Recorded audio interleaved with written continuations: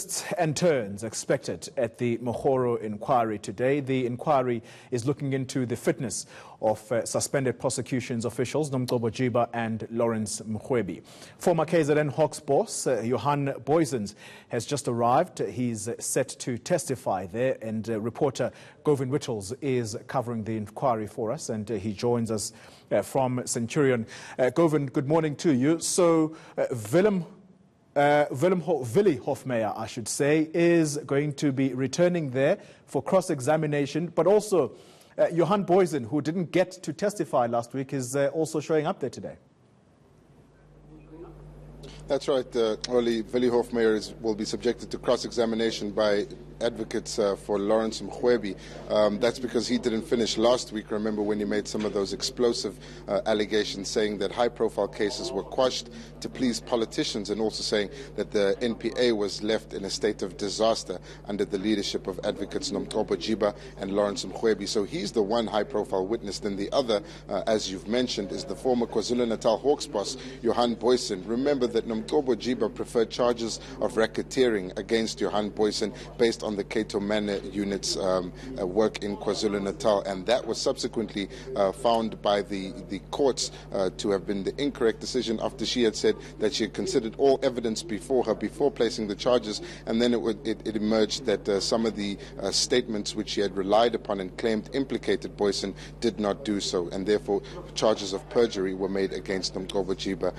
But that will be a high-profile witness because he is set to testify about whether or not Jiba is fit for office based on how she handled that case and a number of other cases in KwaZulu-Natal during his tenure. But only we've reached a point in the Commission where a number of witnesses are not able to finish their testimony, and as such they've had to be postponed to this week. Last week we saw a colonel in the Hawks, Kobus Rulofse, also not finish his testimony. And for more on that, we are joined by the spokesperson for the inquiry, Bongiwe Gambu, just to talk to us about that. So considering the number of witnesses that aren't able to finish, how does that impact on this inquiry's timelines, and what is the plan? We're still good in terms of timelines, and particularly because we are only waiting for the two cross-examinations of the two witnesses that you've already mentioned. So we are quite confident that we will keep within the very strict timelines, because these are affecting the legalities as well as of the terms of reference as were published in November last year. Johan Boysens, a high-profile anticipated witness. How much time are you dedicating to him, and who else are we likely to see this week? It is very, it's interesting that we will not be able to even preempt the next witness, because we do not have subpoena power, so we invite a potential witness, and they then consider based on what we have said on that letter, and then they will say, okay, yes or no. There are times when they will say yes, no, and then they'll change their minds and say, actually, I'd like to say something. So as far as that is concerned, that's why we only confirm at the end of the day, because that's when we know for sure that so-and-so will be taking the stand.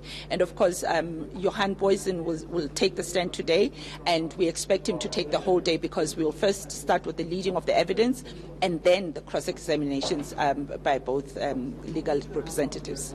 There you have it, Oli. More high-profile guests expected here, witnesses, but also explosive testimony. And if last week is anything to go by, there should be a lot more revelations about the state of the NPA from today's hearing. I think one person that will be watching proceedings very closely will be the new NPA head, Shamila Batoy, as these proceedings have a direct impact on the organization. Senior prosecutors, of course, detailing the state of the organization and what they believe it to be in.